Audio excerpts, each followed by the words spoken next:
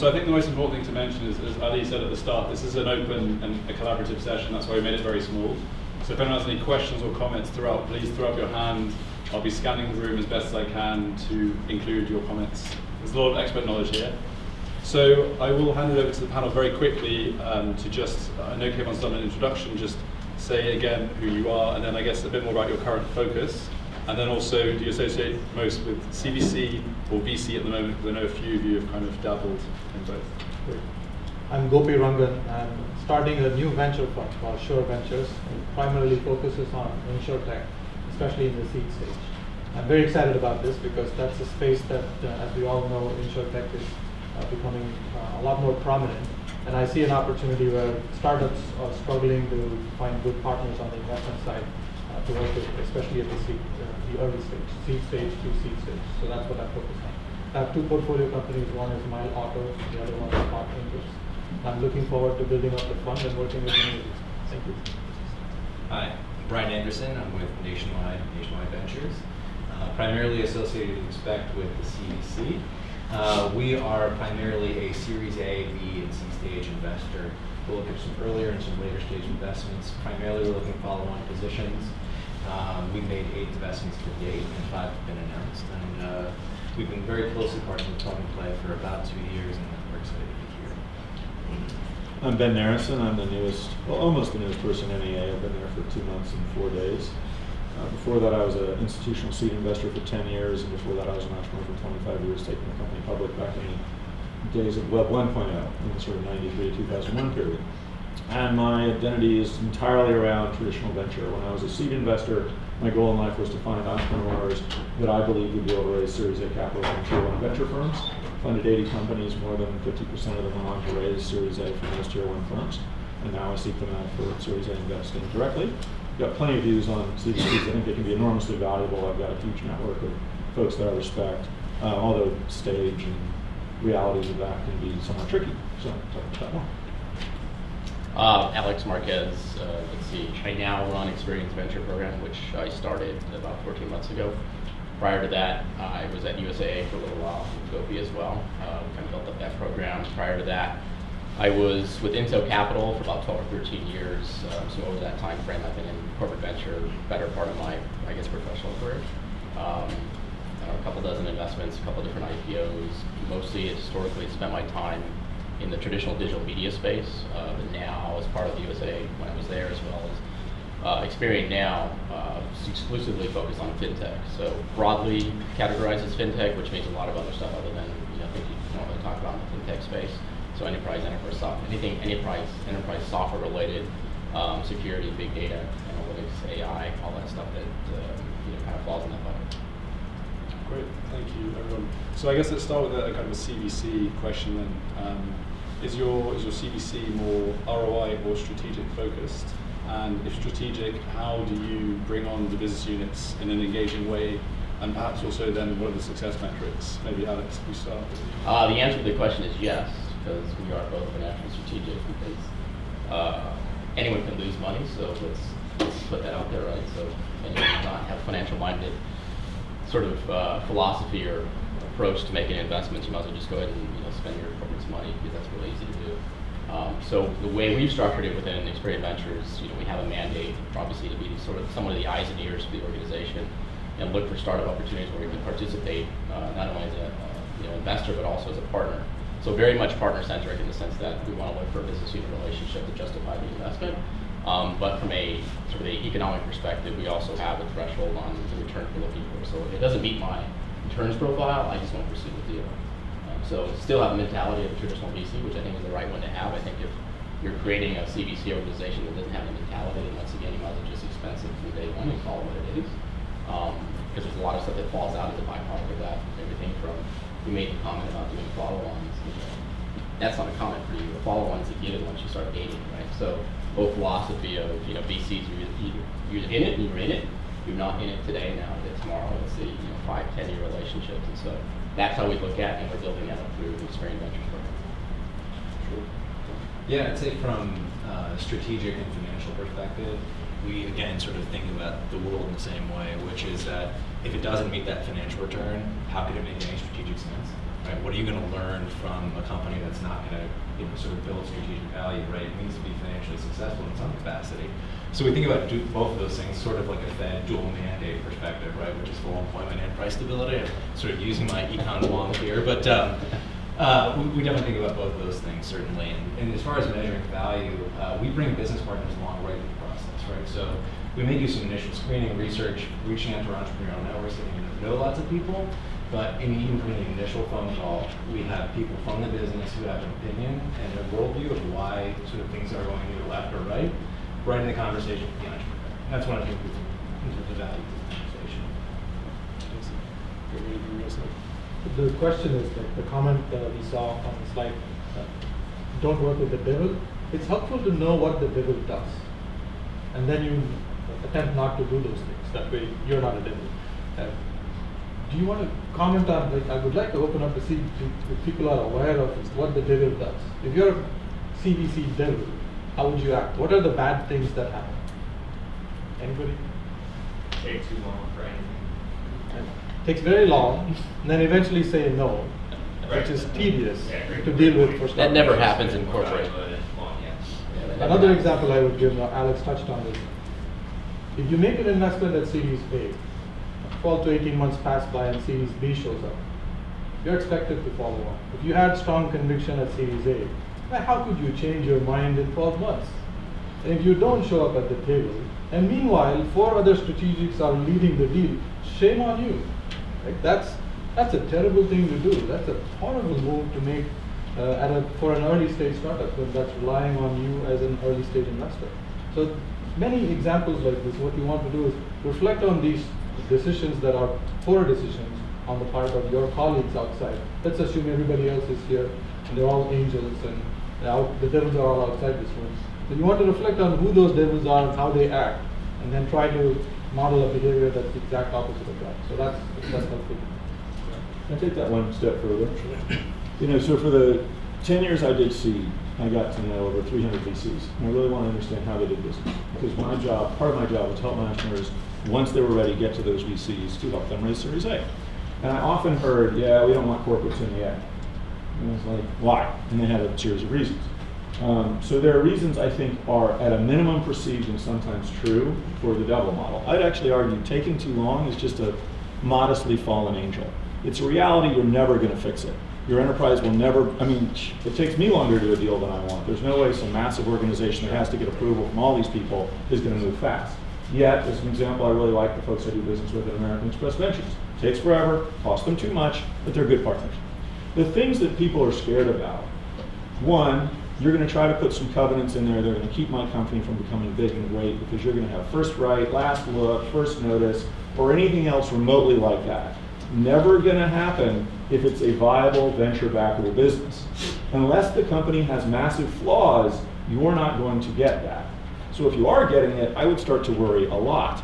I used to run the equity practice for a debt firm, and they were like, put in the right for us to have all the debt. And my answer was, no. I'm not going to screw these entrepreneurs or actually make them wonder whether I'm the right partner by insisting that we get to do something in the future. So if you get any sort of restrictions, you're going to have a really hard time getting to the best things. The second thing is, generally speaking, corporate venture is considered to be price insensitive. I had a great entrepreneur I funded who had a very nice exit, sold for like $500 million. And he went on to raise $13 million off some PowerPoint slides from a buddy of mine. Fine, whatever. The guy's got the authority to write a $13 million check out of his own wallet. That's his business. He overpaid. That's life. Then the Series A was at $125 million pre-product release. It's an Insurtech business. I won't name it. You might guess. From a great CVC that I like. Okay, that pretty much kills it for everybody in the venture community. Because that same entrepreneur came back to me a month and a half ago and said, hey, how about our B? It's like, how? You raised 125 posts with 0 revenue, now you have $2 million of revenue, you want me to pay $250. How do I make my returns? There's, every round is about the next round, and one of the challenges, one of the deviling details is that, I'm going to use the word you guys, not meaning that it's all guys, I know it's guys and gals, and also not that everybody here is it. But corporate venture has multiple ways to win. You can buy the company, you can have an exit, you can do a strategic alliance that's valuable, you can learn from it. I have one way to win. I get liquid. I have an IPO, which is my goal in every single instance, or a massive outcome or something else. And I actually don't care about the something else. So that can get a little bit confusing depending on how much involvement or influence you might have. And I think that's generally what people fear. As one person to close this off said to me, I'd rather have the camel outside the tent wishing they were inside than having them inside knowing everything about it, because then they're going to buy my company too early and too cheap, and my entrepreneur is going to weaken and take the $300 million or $500 million offer. And that was the last point, but I'll make it just one iteration. We had a great big insurance group in our office the other day. I really liked all these people. They're smart, they're hardworking, they have a CVC, they have an innovation arm. And we went around, we did our intros, and I said, I want to fund companies that can be multi-billion-dollar public companies if everything goes right. And he said, well, pause. I guess we can never do business together. Like, what do you mean? He said, well, we need to buy your companies. And as he said about another firm that didn't put it this way, to a lot of venture firms, that means failure. Yeah, if you're going to buy my companies for $3 to $7 billion, more power to you, I love you. If you're going to bid $300 million for my company that I believe has a path to be a multi-billion-dollar public company, I'm very unhappy. And I'm probably in a difficult conversation with my entrepreneur unless they have the goals that I hope they have in the first place. So mixing of alignment can be pretty tricky, and I think about that a lot early on. I would add to this point, but then I'd just be adding something that I don't completely agree with. So I think Ben did a great job summing that up. Yeah. Okay, sure. Any other kind of comments on that from the audience or questions to follow on from that? Okay, well, I guess to build on your point then, Ben, of innovation, so this again maybe more to Alex or Brian, but in terms of a fund being the best way to drive innovation or look for innovation as part of an organization, why is that necessarily a better route than, say, going through a subsidiary startup model, so the Waymo Google example we had earlier, or an innovation outpost or an acquisition, maybe building on, again, those 5 strategies we saw? I'd love to talk about that because this is exactly the reason why we're here today. When you think about sort of next generation supervised machine learning, really sort of the next wave of really critically important technology infrastructure that's going to exist not just for insurance, but for financial services and really all companies. It's not necessarily going to come from Nationwide or one of the traditional P&C carriers for a variety of reasons, right? Decision rights, funding, culture, all those reasons. So when we thought about, well, what can we do with this? And how can we get access to rather instantiate some of those technologies and assets inside the company? Well, in fact, the best way to do that was to build bridges in terms of partnerships and an equity investment. Not necessarily together or tied up, but like maybe separately. So that was really the drive and the effort from day one. And again, I think when you think about what needs to be in place for a startup to exist within a large company, it's talent, it's resources, it's incentives, it's culture, it's decision rights. How do you get all of those things to work inside a big company? That's really hard. I don't think, if anyone sort of has an answer for that, please call me, because I'd love to learn, and so we can take that back to the organization. But we're working on that today. I think we've got a great new leader who's spending a lot of time thinking about that and a lot of faith in them. But this is sort of the hedge to that, right? Which is that there's all this stuff that's happening, all this really, again, critically important technology infrastructure that exists in the market, and we need to better build a connective tissue there, and that's why we're here. I have a kind of a pretty simple philosophy on internal versus external, which is if innovation is at all important to you as a company, then why the hell would you outsource it? It kind of looks stupid when you just pay other people to go do your own job that you should be doing internally. So I think from an innovation sort of venture CVC perspective, I think it should be internal, not just go take a bunch of LP positions and pay a bunch of consultants to run the innovation program. Because I think that's what you see a lot today, right? Folks will come down and they'll join accelerators, et cetera. They'll be on these panels, they'll go off and join incubators, they'll get sponsorship money, et cetera. But the reality is, if innovation is at all important to you as a core for your business, then you should be running it internally. So if you either accept that or you don't, I don't really care. The reality is, that's my philosophy, that's how I drive the organization through my CVC program. So with that as kind of a backdrop and a framework, we identify ideas and all options externally to try to bring them in to change the mentality to traditional thinking, right? Fintechs, as we all know, the banks and experience themselves, have a traditional way of thinking that generally doesn't include a lot of massive disruption. It's usually like kind of piecemeal disruption. So I think having us internally, but with the lens externally, right, and bringing in as opposed to trying to just going out and outsourcing it, I think is the wrong way to do it, because I'm daily in with my C-suite, understanding what the priorities are for the organization. You can't have that sort of touch point when you just outsource all this effort to some third party to go do it for you. So very blanket, like if it's important to you from an innovation perspective, then run it internally and stop trying to outsource it. And I get this all the time. I get just recently, again this morning or yesterday, they want to go pay another consultant to do a market study. The big issue I found, right, which is a big difference from coming from Intel and Intel Capital, which is a traditional tech company, right? We didn't care for consultants, right? Andy Grove is not going to accept when Andy Grove, rest in peace Andy Grove, but Andy is not going to take the opinion of a consultant on the future roadmap of the microprocessor industry. The guy invented the freaking space, okay? But when you come into the fintech space, there's just over-reliance on third-party consultants and advisors, et cetera, to go do a market map and tell us what we should be doing. Once again, I think that's really silly, because if you actually know what you're doing as a company, you should know where the company should be going, as opposed to going outside yet again. So there's just over-reliance on third-party opinions to sort of support their internal thesis, but it doesn't become really an idea that's valid until some Boston consulting group or some third-party consultant validates it. Go through that. We were exposed to a lot of this in the prior life. To be clear, I agree with that, and actually a lot of our effort is driven by insourcing within specific domains and specific areas where we say, this is not something that we're going to do, but we need to build that and we need to bring that in, as opposed to just kind of let some other people do it and let other companies handle it. You just got to build a network of relationships, and it takes years to build it. So there's no reliance on building a network of folks you trust, that you think are smart, considerate, and you actually want to move forward as an investor, right? For the right reason. I don't necessarily disagree with Fred's comment, but there's a basis for it, which is valid in a lot of instances. And if you go back to the early days of venture capital, circa late 90s, early 2000s, right? When the bubble blew up, folks are probably not old enough to realize this, but when the bubble blew up in 2000, right, there was pre-2000, there was a couple hundred corporate venture groups. The bubble blew up, and then there was about 125. So now you kind of play that bubble forward again, and we're at over 2,500 CVCs all over again. Have we learned much from then? Yeah, I think we've gotten a lot better about it. So that you now have captive funds, whether or not it's BBVA or Sapphire, et cetera. I think that's great. But the other side of that equation is, why are you having a captive fund? Because if your objective is to just generate financial return, don't go generate it. Don't go build an internal fund. Just go put an LP position in the top performing fund. It's very simple. If you go back to the map, Intel, for example, right, or Google, anyone who owns Google shares or Intel shares, okay, whatever, Facebook shares. Do you own that stock because of the performance of the venture portfolio? No, you own the stock for the underlying performance of the business. The venture portfolio in and of itself is, it's mice nuts relative to the EPS that's generated.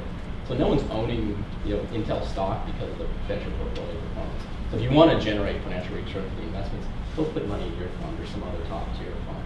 Where you can actually add up. Get this. I think Intel Capital does a great job. Absolutely. I think Google does a great job, and I think Salesforce is starting to do some interesting things. But I was having a conversation with somebody at Google Ventures, and they have Capital G in Google Ventures, and he said, it must be sort of frustrating for you because sort of it doesn't matter. He's like, what do you mean? Like, well, they buy your companies, partner with your companies, like, what does that mean to you? Like, you want to be really world class at this? No, I'm treated just like a regular VC and all this stuff. So 58 minutes later, he said, well, there's this one thing that bugs me. I was like, what's that? He said, I can find Google and it won't matter. What do you mean? He said, well, Google made, and this is an underestimate, by the way, both Sequoia and Kleiner Perkins $1 billion off their very, very small investments. If I return $1 billion to Google, it goes into a $39 billion treasury. It doesn't even move the needle. Nobody cares. Now, obviously, his career will move on, but it was a fascinating view of, you could do the best deal that's ever been done, barring Facebook. Actually, Facebook's the best deal that's ever been done, and nobody will care that you did it. That's sort of sad.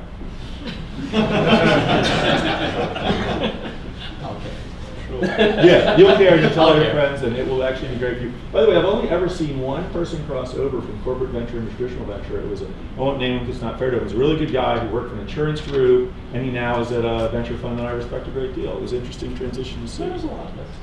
Yeah. Okay, that's fair. Just recently, with this new... You're new to NEA. You'll see more. Yeah. The world's littered with a bunch of ex-Intel Capital guys. Right? Oh, but see, I think of Intel Capital as a... Oh, you do? traditional- Yeah, like Intel Capital, Google, there's one more. I think of as they play the game like venture does. Yeah, that's right mentality. You need to look at and behave like a traditional VC, even though you have to deal with all the bureaucracy and process stuff within a CVC. But externally facing, right? I need to look at and behave like a traditional VC. But you can get the value. I've noticed that apparently, 2 months into a company that's been around for 40 years, it's the largest venture firm in the world. I guess we have a bunch of insurance firms as LPs. I met a couple recently.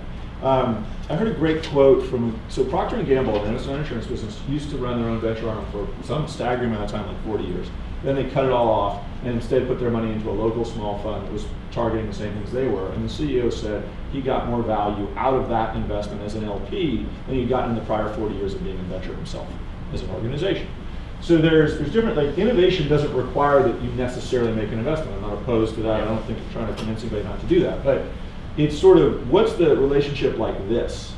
And so if an LP relationship helps with that and then you're getting access, we've done this thing where we brought in, we were talking about this not long ago with one of the folks here, brought in senior people from the business units of the insurance organization, have them go through our portfolio in advance. We bring in 3 or 4 or 5 companies that they explicitly pick, not some beauty contest of, and here's Rhonda, and Bob, and you float out all these. A lot of venture firms love to bring you in and show you 42 companies of which you care about one.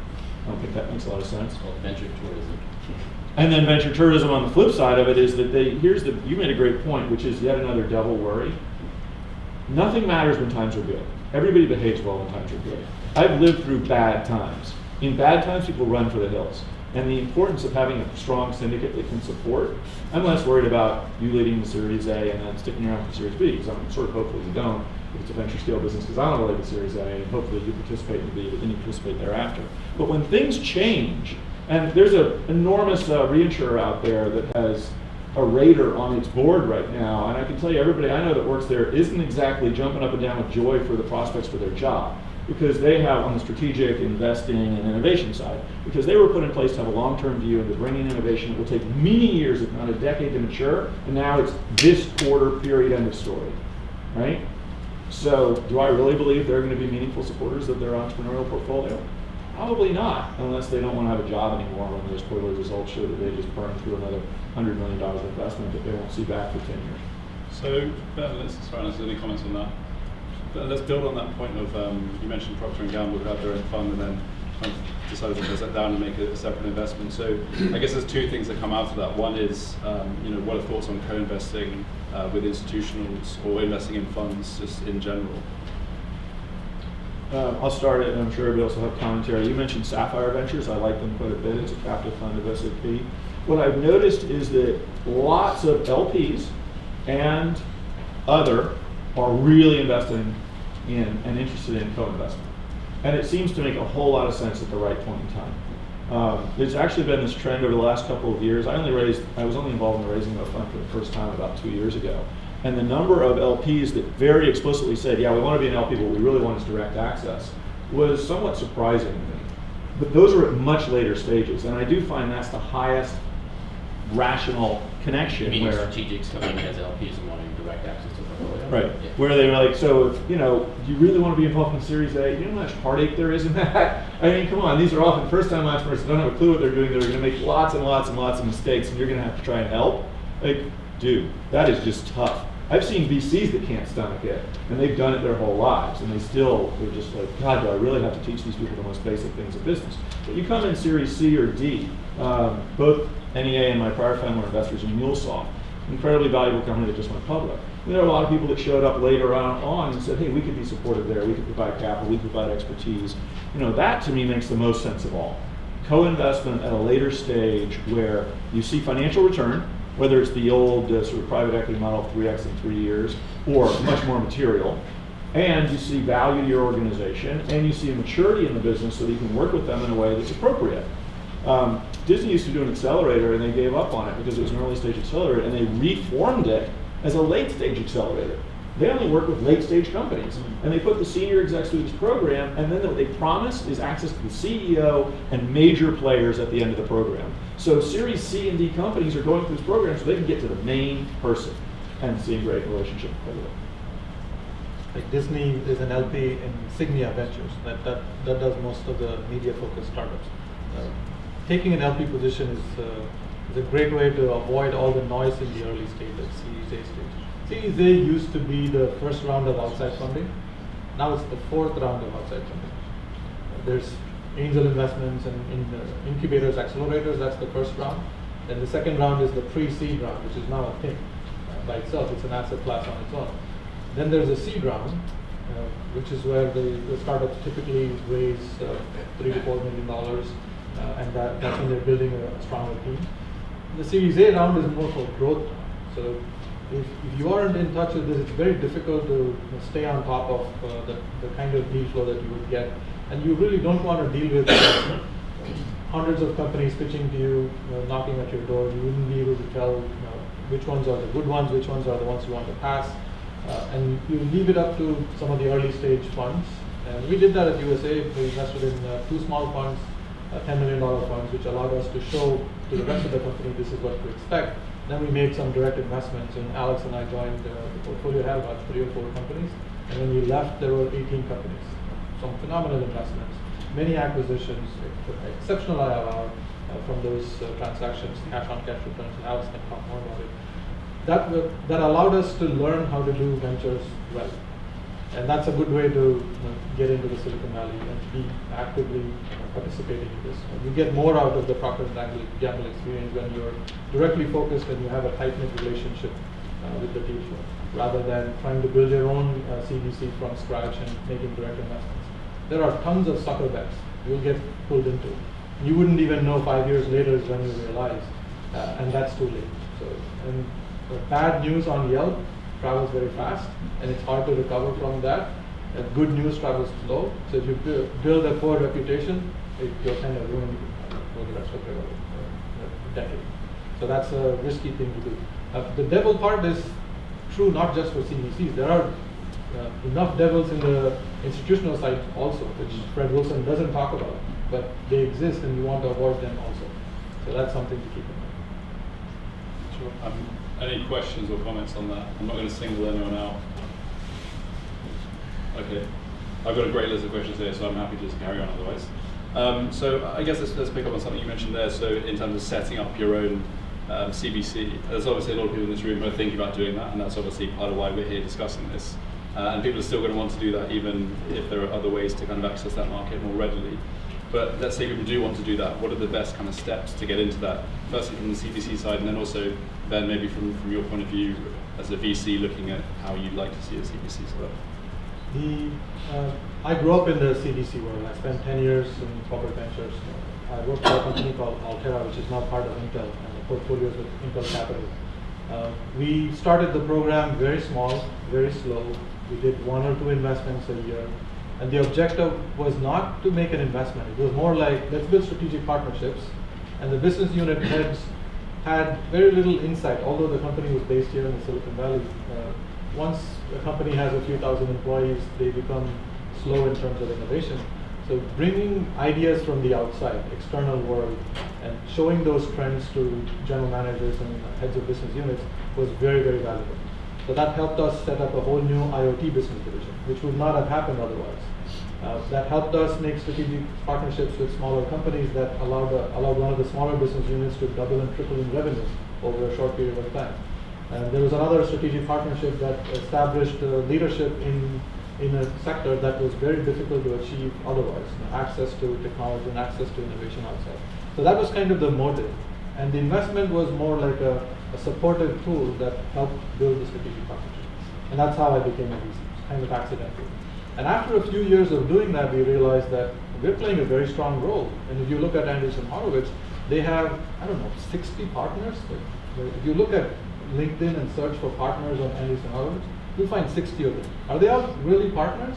They're not. What they're doing is there are 5 people who are real partners, like Mark Andreessen, Dan Horowitz, and a couple of others. The rest of them are in corporate development functions, marketing functions, design functions. And that's the value that they bring to their portfolio companies. And what is unique about corporations is that you already have that. You can bring that value on day one. You don't need to hire 4 partners on how to do design thinking. You have your own capabilities on distribution and marketing, and internal capabilities. If you're an insurance company, you can educate these startups on the value chain of insurance, reinsurance capabilities, underwriting and processes, which is very, very difficult for them to learn. And that's a significant advantage that none of the VCs in the Silicon Valley can offer. They don't have those capabilities. So that's a big, you start with that, and that's what I did in my early days in corporate ventures, and that did really well. So we came out very strong positive on the strategic value, and there was 1 IPO and 4 acquisitions that came out of the program. And that would not have happened if we didn't lead with our strength. So instead of trying to mimic the glory and the glamorous side of VC things, just focus on what you're doing well, and that value is substantially useful to the startups. You want to start a venture program, there's 3 things right now, unfortunately. You buy a vest, just like this. Maybe a puffy one, maybe a Patagonia. You get a checkered shirt. And then if you really want to go extreme, you buy some Allbirds shoes. That's pretty much makes you a VC today, right? So on Sand Hill Road. Yeah, you get put an office at Sand Hill Road. That is kind of comical because making fun of you on television shows. It's time to stop working. The 5 white guys. The 5 guy boys, yeah, exactly. Yeah, make sure you don't hire any women. Confused God the forbid, VC. if you hire women, you're not a good VC partner. Ouch. Actually, I'd argue this is, I think that we need to see a lot of things change in terms of the diversity that's available in this community. But I do believe this, look, I didn't grow up on the West Coast. I'm an East Coast kid. I grew up in Atlanta, then Boston, New York. This is the ultimate meritocracy. I really wish I could fund a, purple octopus that happens to be transgender, megasexual that had great success. So I could say, look, see, it doesn't matter. It really, really doesn't matter. It's about, can you deliver, can you perform? And that's true whether you're an entrepreneur or a VC. It is sadly still a dramatically male-dominated firm. We've hired 2 women in the last 4. Well, we've got. It's not like, it's funny because it's like a conversation when in fact it's just who's doing a good job. Someone just lateraled over from Greylock to Benchmark. I think she was very promised. I'm hopeful. As a father of 2 girls, the one who's now part of Girls Who Code, I'm hopeful. So. Yeah. But going back to the original comment about how to set up the program, I had at least had the benefit of being at Intel Capital, and part of that is that it's been around since the late 90s. It's kind of storied. It's got history as what I would position as somewhat of the gold standard when it comes to sort of corporate venture programs. We talk about longevity and performance, what have you. And a lot of the learnings there I've kind of brought over, and I consulted and advised a couple dozen strategics like yourself and what I would do and wouldn't do, including the stuff we kind of changed at USAA and the kind of what I blueprinted coming to Experian. Unfortunately, there's not one size fits all. It's just the matter of fact that there's nothing, you can't just cookie cut and replace it someplace else. There's always subtle nuances of where the company fits in a value chain. Intel versus Experian, completely different reference points in the technology spectrum relative to startups. USAA being more domestic, sort of US focused versus global focus. So there's no sort of one size fits all. There's just more sort of philosophical approaches, which is either you do it with conviction and not here today, gone tomorrow, because that's the worst thing you could do. And that has happened historically, so hence you have sort of negative history and perceptions on the value of CVCs. But you have to commit the time to it and actually look and act and behave like a traditional VC. So investing today means investing for the next 7-10 years, supporting your portfolio companies through good times and bad, et cetera. And staying out of the way and letting them do what startups do, which is actually build a damn company and not try to overburden it with too many strategic sort of imperatives like, hey, you have to go do this, this, and this. So that kind of the very simplistic level of perspective of looking at how to set up a venture shop. And it starts from the top down. If you don't have it from the top down, it becomes very problematic because you get groundswell of interest from the lower sort of level folks who want to go do stuff, but it just keeps getting washed from the top down. So you got to have buy-in support. And so from my perspective, we have it from board, C-suite, all the way down, and that's my committee members. Unfortunately, when you have that many people who are sort of buying in on doing small transactions. But so very simplistically, I wish there was a sort of template that you could just apply as a CVC. There's basic guidelines of do and don't do. There's also stupid things like accounting issues and what have you have to worry about from a consolidation perspective, which venture funds don't worry about. But it's really not that hard. It really comes to me about who you hire. Are they convicted? Not convicted. They have conviction around the company. Convicted ones everywhere. Yeah, we don't do it those anymore.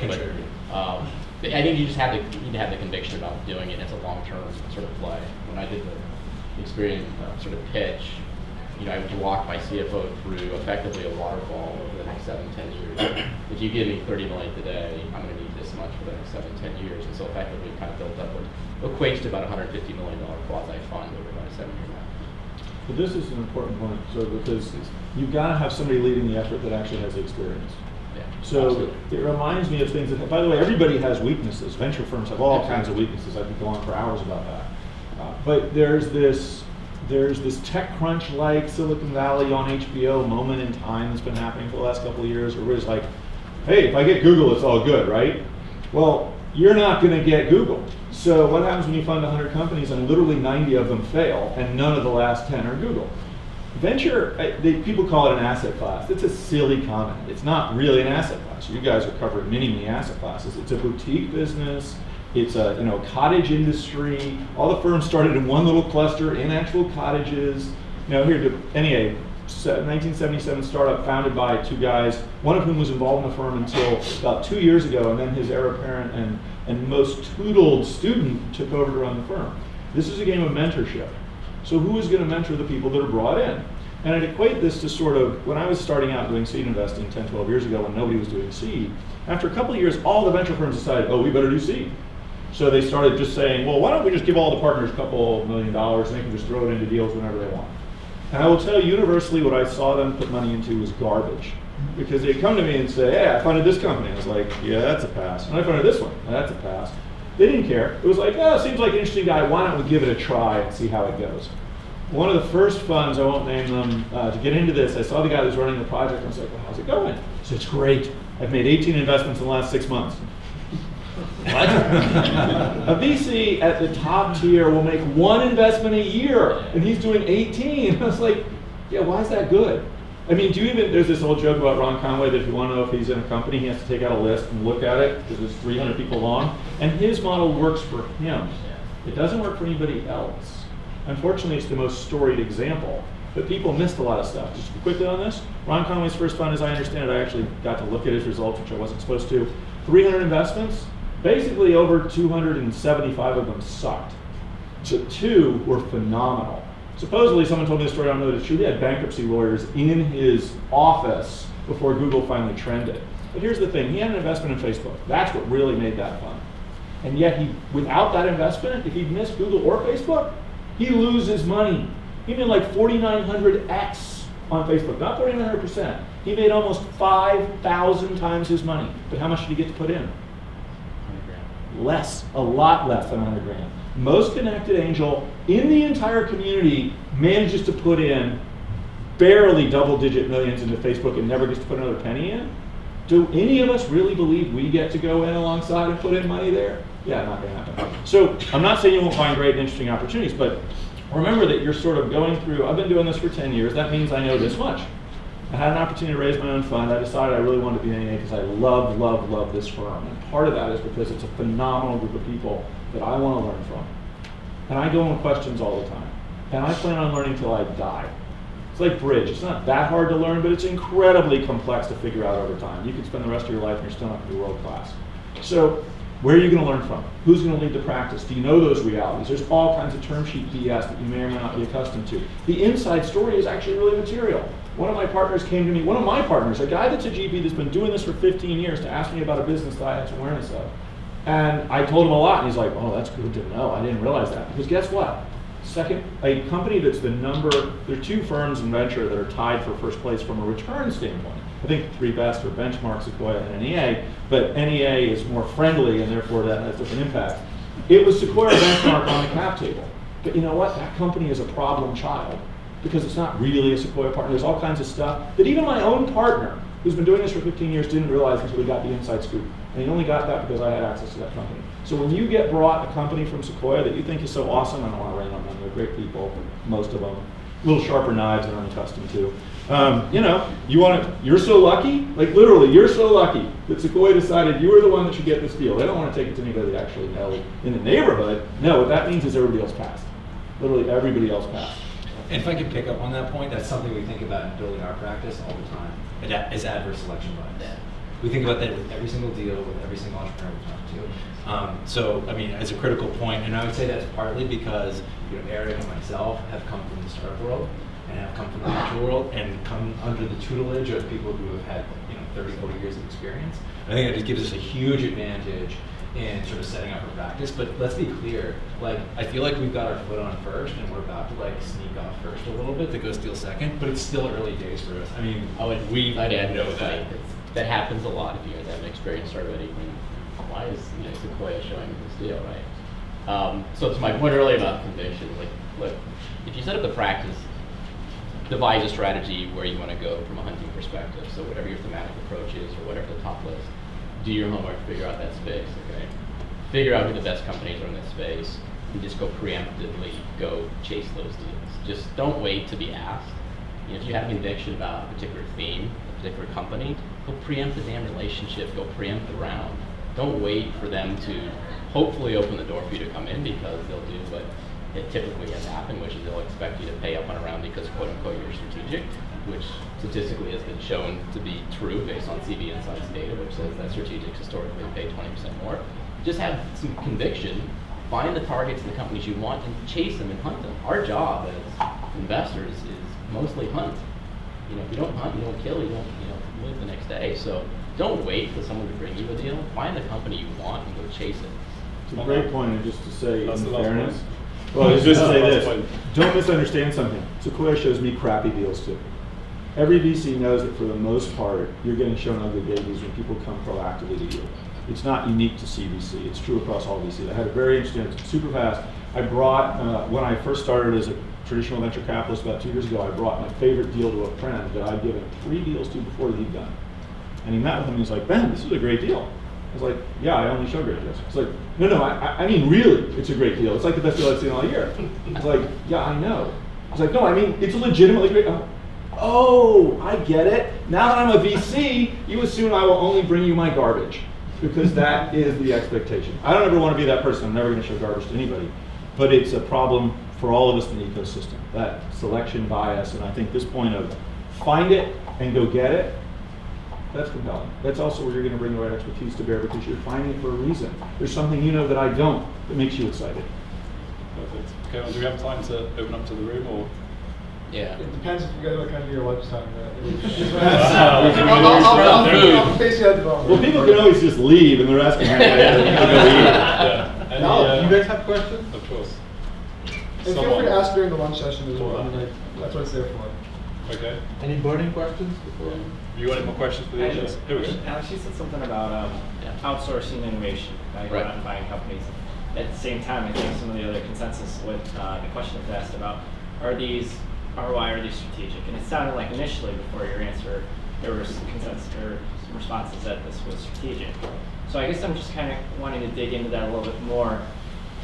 As you create strategic partnerships, are you truly outsourcing your innovation in that way, or is there some intent with the strategic partnership that you are trying to change culture, or are you trying to actually bring innovation in-house to change the inner workings of what you're doing? I guess that was It's kind a bigger issue, which is how do you change the internal thinking and culture of a non-traditional tech company? I'll say stuff all the time that's kind of confusing, but the reality is when I've seen chief innovation officers, okay, if you're a company and you have a chief innovation officer, sorry if anyone here was a CIO, you're not an innovative company, for crying out loud. I mean, that's counterintuitive. Why do you need a chief innovation officer when your entire company is theoretically supposed to be doing innovative stuff, right? So the problem I've seen with sort of non-tech companies, sort of non-traditional Silicon Valley sort of tech-centric companies is that they have a hard time accepting the dynamics of massive continuous disruption and disrupting themselves, right? So what I've done is try to get them exposed to Silicon Valley. For example, we did the same thing in the USA. We had a venture tourism trip. We brought a bunch of execs out and doing the exact same thing with Experian. And it's just exposing them to how companies like Google think about innovation and disruption, right? It's a constant change. It's not just like, hey, we're going to do it on a P&L basis. We're going to do this year, this next year. And so it's more of a cultural change that you got to sort of insert. And I don't think you can do it by just going out and meeting companies like this. I think you actually have to drive it from the inside out, go out and reach those companies and kind of pull that learnings back in and change the bigger issue, which is the cultural issue and sort of dynamics of the culture within a large company. I wish I could put like sort of a thumb on the exact sort of the bigger issue that I run into, but it generally comes down to the fact that companies like in the fintech space are quarterly P&L centric, and they don't think beyond the next quarter. My job, and most of our job on the strategic side, is we look beyond the next 5-7 years how to disrupt, and that's not just going to happen in the next quarter by doing an investment. You got to change the bigger fabric issue, which is a cultural sort of dynamic. And so to the question, I guess, are we strategic and financial? I jokingly say yes, because if you're just strategic, then just admit it. You're just spending money. You don't really care about ROI. But I'm sort of cheap and ROI kind of sensitive. I don't think you should be deploying capital unless you can justify the return on capital. So whether or not it's in a relationship and a partnership, or whether or not it's an investment in a company on a venture side, I have my own internal metric. If it doesn't meet a 3 to 5x return, I don't bother chasing it on a venture. You can go ahead and spend the money on a partnership deal. It just won't be a venture deal for me, because I have self-imposed for myself to my bosses that I will have a top quartile return. If I don't, then shame on me. I think we have an interesting sort of piece of that, right? Which is, I think we made a really good financial investment in a company that we really believe in, sort of on target strategy. Love the company, and we've been talking to them for a year and a half, just developing the relationship, but introducing them to the business. We never would have launched anything like them. We made an investment, and all of a sudden everyone's like, ooh, we need to do this. And that would have been on the 7-year time frame for them to not compete directly, but sort of in a similar space. And now they're sort of bringing it forward like, oh, we really need to get on it. So it's really sort of, for us, facilitated a dramatic change in thinking and a variety of projects, and that just never would have happened before. So I think financially oriented investment, but it really is influenced and pushed at every level into the strategic choice of the company. So sort of interesting, our test case, one of them. We talked about Oren Zeev. He's one of the most prolific investors in the Silicon Valley. He's 5,000x on House, for example. I follow his philosophy. His philosophy is that he invests in entrepreneurs who are outsiders to the industry, but insiders to the problem. And they stumbled upon a problem and they've made it their own, and they want to find a solution. And those are the people that will truly find a creative way of solving a problem. If you find experts and you put them into a team and make them do innovation, you're not going to find innovation. You want people who barely understand what you do for the core business, but they are phenomenally creative. And then you put them into a team and then let them run their own ideas. That's where you find good innovation. Or pick whatever sort of saying you want, whether or not it's the not invented here mentality, which I think a lot of us run into, right? We have tech groups that say we can build it, we don't need to invest in a partner externally. I still run it a lot, but the reality is they're product P&L focused near term, and so our job is to look much further out and try to figure out how to disrupt. So an ideal situation for me is we go through an annual strat planning cycle, which goes through annual basis every September, ends October, et cetera, and there's an M&A target list and a bunch of other stuff. What I'm inserting into that process and thinking now is, okay, so what do you look at from 3 to 5 years? So I'm trying to figure out not necessarily where the puck's going to be next quarter. I'm trying to figure out where the puck's going in the next 5 years. And so if I'm successful, I think the most successful metric there, and unfortunately it's a very long time frame, right? And executives generally aren't around long enough to worry about 5 to 7 year horizons. But we won't see the impact of what I do until probably 3 to 5 years out. And that's a really hard metric for people who are short-term centric to focus on.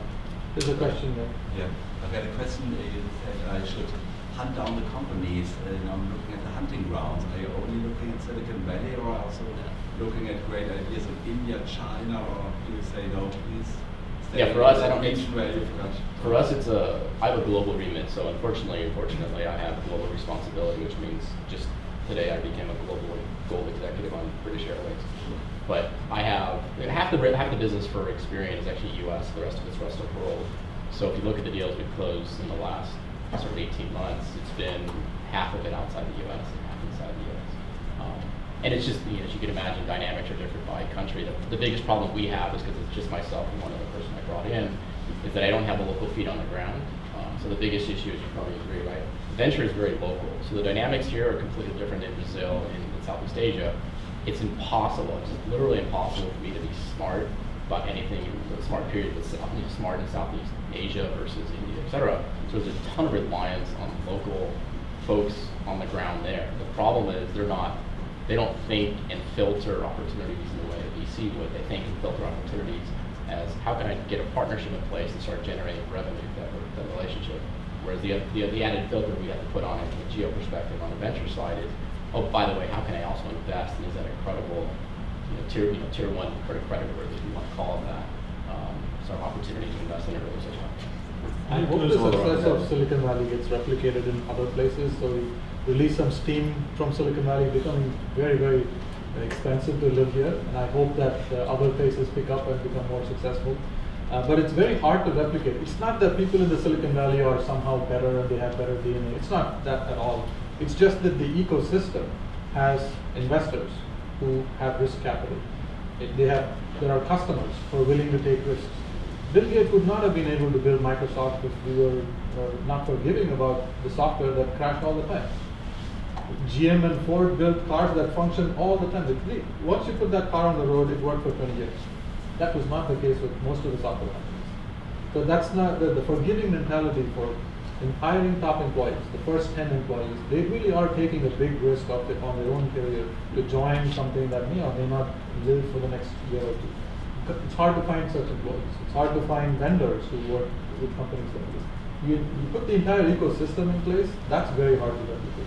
And I hope it can be replicated in a few other places in the world. 60% of venture capital investments in the world go to Silicon Valley startups. You cannot do this without having a presence in the Silicon Valley. It's a lot easier to get in. We just closed a deal in India. We're looking at several in Southeast Asia. It's not as competitive, at least. And cheaper. Yeah, they're cheaper. Theoretically, they're cheaper. And you'll see that, like, you guys are raising funds today in the U.S., in California, that have just avoided doing any deal hunting in Northern California. They've gone down and opened up shop down in Southern California because it's just not as competitive, especially for the early stage. So I know several funds have done that. But it's harder because I have a slightly different view on the sort of creation of Silicon Valley and other places. I actually don't believe it will ever happen. There's always times at a certain point in history that are magnets. And it is the sources of capital, but it's everything else. It's the entire ecosystem. So Florence during the Renaissance, Paris during the Impressionist period, the best of the entire world are drawn here. Now, I'm not from here. I don't have some arrogant, I'm all about Silicon Valley thing. It took me a couple of years to drink the Kool-Aid, but I have consumed it 100%. When I go to Israel, to Europe, most of the entrepreneurs I see are looking for ways to come here. The best of the world tends to come here. Now, as a global venture firm, we got a huge practice in China, we do things in India, we got really interesting companies in Berlin, there's all kinds of stuff all over the world. But as an example, I was in Israel and I saw this really fascinating company that I was intrigued by, but the entrepreneur is just not interested in the US at all. And I was like, so you're willing to give up the single largest market in the world. Forget about Silicon Valley. You're just going to ignore one of the two most important markets in terms of dollar volume that exists on the planet. I guess your goals are different than mine. I do think for CVCs it can be slightly different because we go back to there's multiple ways you can win. A tuck-in can be very valuable. Sometimes that one business can dramatically change the big business. It takes a tugboat to bring a massive boat to dock. So you guys have some massive boats. So maybe that little tugboat's the one that just makes you through, I don't know, whatever, the Panama Canal and gets you to the great glory on the other side. But it's, you need to figure out what you want to achieve at the end, because what you need to achieve should dictate what your program is based on.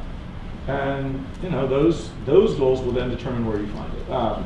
In banking, as an example, there's more stuff happening outside the United States, like in Singapore, to create API-driven open banking economies, and that will certainly impact us here. But there was a guy at Citibank used to run like 32 accelerators around the world, and he's super focused on this one thing. They need to understand what happens. I assume the same thing is very much true for you, and we should look wherever it is in the world. But understand that you are in this Shangri-La here that is well worth the tourism it creates. And I spoke at the opening of Sokobo. Russia put like $10 billion into their version of Silicon Valley. It's less compelling than the most rudimentary Facebook campus. And the entrepreneur level is like down on the floor, and the entire economy is geared against them. They'll find ways to crush their spirit and destroy their business and make it illegal for them to trade. It's just, you need a lot more than just the money. You come here, everybody wants you to win. Lawyers work for free, accountants work for free, everybody wants to introduce you. The best people in the world are around the corner. You go to a coffee shop and you meet somebody like, oh my God, I can't believe I met the world's best data scientist from LinkedIn. It's just a phenomenal place to be right now, and probably for a pretty long time in the future. You mentioned fitness function, right? The entire fitness function of Silicon Valley is to create the next big billion-dollar, multi-billion-dollar, $100 billion company, right? Everything is swimming in that direction. So try this, like if you get into any meeting in the Silicon Valley, I will guarantee this statement will show up in your 30-minute meeting. How can I help you? It's either the starting of the meeting or the ending of the meeting. I don't see this happening in any other part of the world.